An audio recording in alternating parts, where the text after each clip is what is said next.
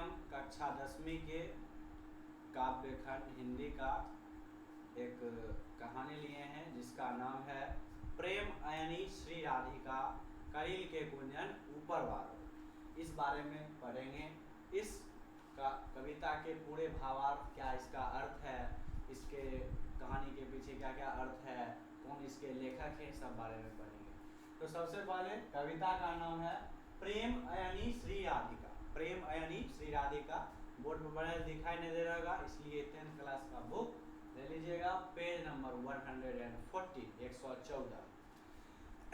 प्रेम अयनी श्री राधिका करील के कुंजन ऊपर वारो। सबसे पहला क्वेश्चन आएगा, प्रेम अयनी श्री राधिका कविता के लेखक कौन है?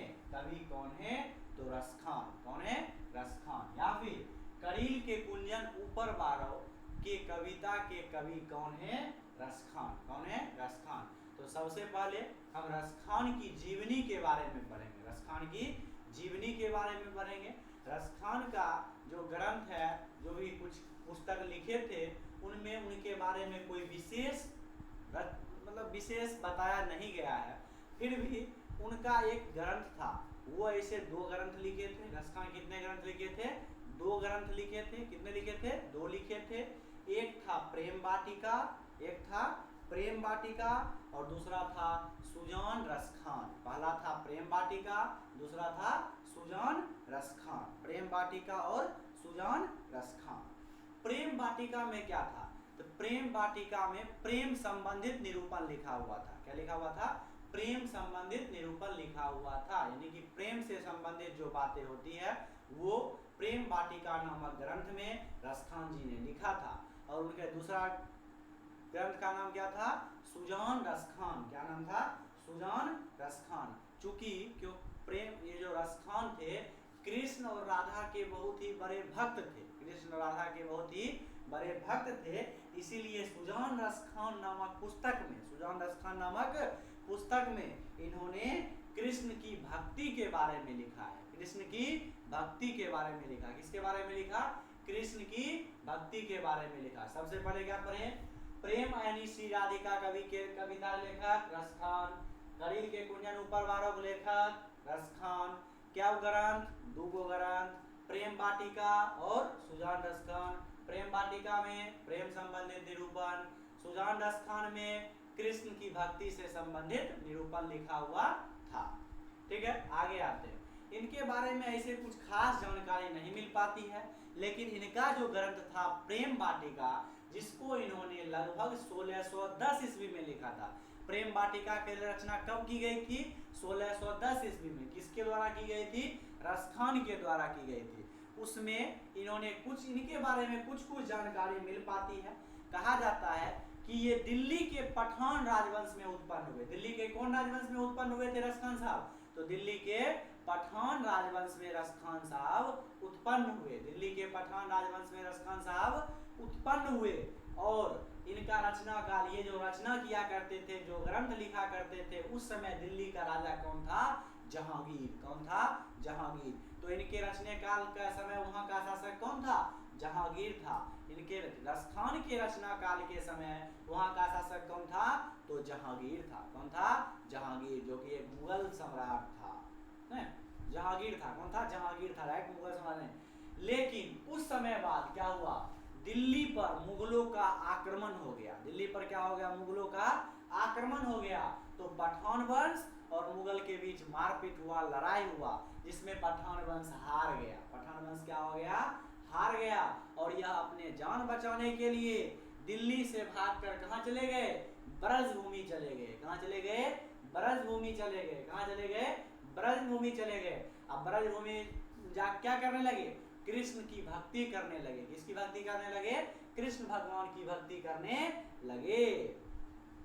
ब्रजभूमि गए और कृष्ण की भक्ति करने लगे। इससे पता चलता है कि वैष्णव धर्म, यानी कि वैष्णव धर्म, हिंदू धर्म के, वैष्णव धर्म के बहुत ही बड़े गहन संस्कार इनके अंदर थे। किस धर्म के गहन संस्कार इनके अंदर थे? तो वैष्णव धर्म के। किस धर्म के? वैष्णव धर्म के बड़े ही गहन संस्कार इनके अंदर थे। ये जो थे रसिक प्रेमी थे। किस प्रकार के प्रेमी थे? रसिक प्रेमी। प्रेमी बहुत प्रकार का होता था, होता है या होता था। तो लेकिन ये किस प्रकार के प्रेमी में आते थे? रसिक प्रेमी। कौन से प्रेमी?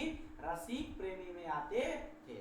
हमने आपको बता ही दिया कि इनके दो ग्रंथ थे, प्रेम वाटिका और सुजान रस खान। प्रेम वाटिका में प्रेम संबंधित निरूपण 1610, सुजान रस खान में कृष्ण की भक्ति संबंधित निरूपण लिखा हुआ था। 252 वैष्णव की वार्ता से पता चलता है। कितने वैष्णव की वार्ता से? 252 वैष्णव की वार्ता से पता चलता है कि इनके गुरु कौन थे? गोस्वामी विट्ठलनाथ। गोस्वामी विट्ठलनाथ, जिन्होंने इन्हें पुष्टि मार्ग की दीक्षा दी। कहेगा रसखान को पुष्टि मार्ग की दीक्षा किसने दी? गोस्वामी विट्ठलनाथ। गोस्वामी विट्ठलनाथ। गोस्वामी विट्ठलनाथ किनके गुरु थे? रसखान के गुरु थे। कैसे पता चलता है? 252 वैष्णव की वार्ता से। रसखान को गोस्वामी विट्ठलनाथ ने किसकी दीक्षा दी? पुष्टि मार्ग की। किसकी दीक्षा दी? पुष्टि मार्ग की दीक्षा दी। अब कहेगा कृष्ण ने, अब कविता लिखने का बहुत सारा अलग अलग होता है। कोई पद में लिखता है, कोई सवैया में लिखता है, कोई छंद में लिखता है, कोई दोहा के टाइप में लिखता है। तो रसखान कैसे लिखा करते थे? रसखान ने कृष्ण का लीला गान पद में नहीं, सवैया में किया है। किसमें किया? सवैया। सवैया खाने वाला नहीं, सवैया लिखने का एक ढंग होता है, उसी में किया है। रसखान ने कृष्ण का लीला गान पदों में नहीं, किसमें किया? सवैया में किया। पदों में नहीं, किसमें किया? सवैया में किया। इसीलिए रसखान सवैया छंद में सिद्ध थे। यानी कि सवैया छंद में ये सबसे बड़े कवि के रूप में जाने जाते थे। रसखान किस में सिद्ध थे? सवैया छंद में सिद्ध थे। रसखान सवैया छंद में सिद्ध थे। ठीक है, किसमें सिद्ध थे? सवैया छंद में। रसखान सूफियों का हृदय लेकर, सूफियों का मतलब मुस्लिम का एक प्रकार का जाति होता है, सूफियों का हृदय लेकर कृष्ण की लीला पर काव्य रचते थे। रसखान देखिए, मुस्लिम के रसिक मतलब सूफियों का हृदय लेकर, मतलब मुस्लिम जाति के होने के बावजूद, मुस्लिम धर्म के होने के बावजूद ये कृष्ण को क्या करते थे? अपना गुरु मानते थे, कृष्ण की भक्ति किया करते थे। सोच सकते हैं। इसीलिए इनके रचना से मुग्ध होकर, इनकी बात सुनकर, इनके रचना ग्रंथ से मुग्ध होकर, इनकी उत्साहित होकर, जो अपने कौन है? भारतेंदु हरिश्चंद्र। कौन है? एक भारतेंदु हरिश्चंद्र। उन्होंने कहा इन मुसलमानन हरिजन पर, इन मुसलमानन हरिजन पर कौटिन हिंदू बारिये।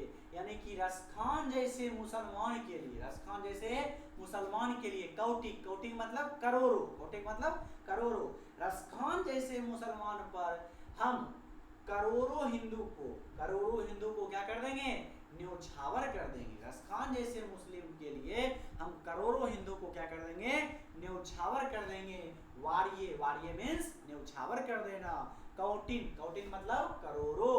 याद रखना है ये सब। ये भी याद रखना है, संप्रदाय मतलब क्या होता है? जात पात धर्म ये सब। यानी कि रसखान के अंदर ये सब था? नहीं था। यानी कि रसखान कैसे कवि थे? संप्रदाय मुक्त कवि थे। कैसे कवि थे? संप्रदाय मुक्त कवि थे। कैसे कवि थे? संप्रदाय मुक्त कवि थे। उसके बाद रसखान का रचनावली, यानी कि कहेगा, अब कहेगा कि प्रेम आईनी श्री राधिका करील के कुंजन ऊपर वारो, कहां से लिया गया है? तो रसखान रचनावली से।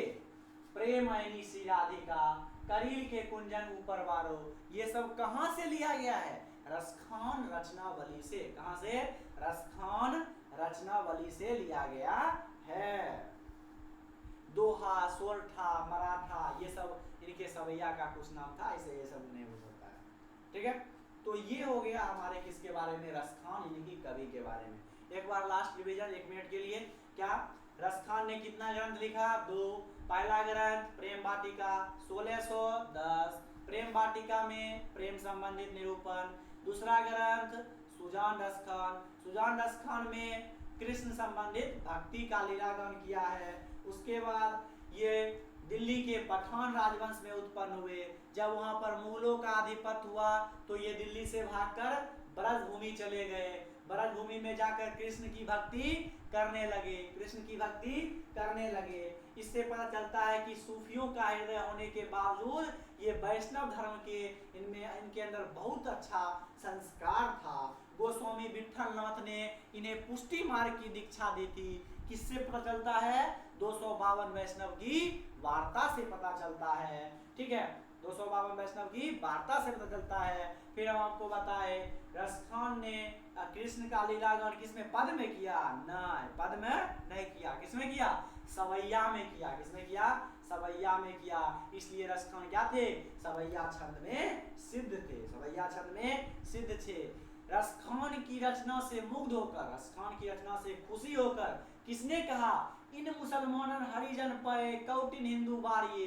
तो भारतेंदु हरिश्चंद्र, भारतेंदु हरिश्चंद्र। जब आपको व्याकरण पढ़ाएंगे तो बताएंगे हिंदी का पिता, आधुनिक हिंदी का पिता भारतेंदु हरिश्चंद्र को ही कहा जाता है। उन्होंने ही, भारतेंदु हरिश्चंद्र ने रसखान के लिए कहा कि इन मुसलमान हरिजन पर कौटिन हिंदू वारिये, इन जैसे मुसलमान पर मैं करोड़ों हिंदू को क्या कर दूंगा? न्यौछावर कर दूंगा। ठीक है, ये भी याद रखना है। रसखान कैसे कवि थे? संप्रदाय मुक्त कवि थे। यानी कि रसखान के जीवनी के बारे में ये पूरा हो गया। जब अगला वीडियो आएगा तो उसमें कविता के बारे में बताया जाएगा।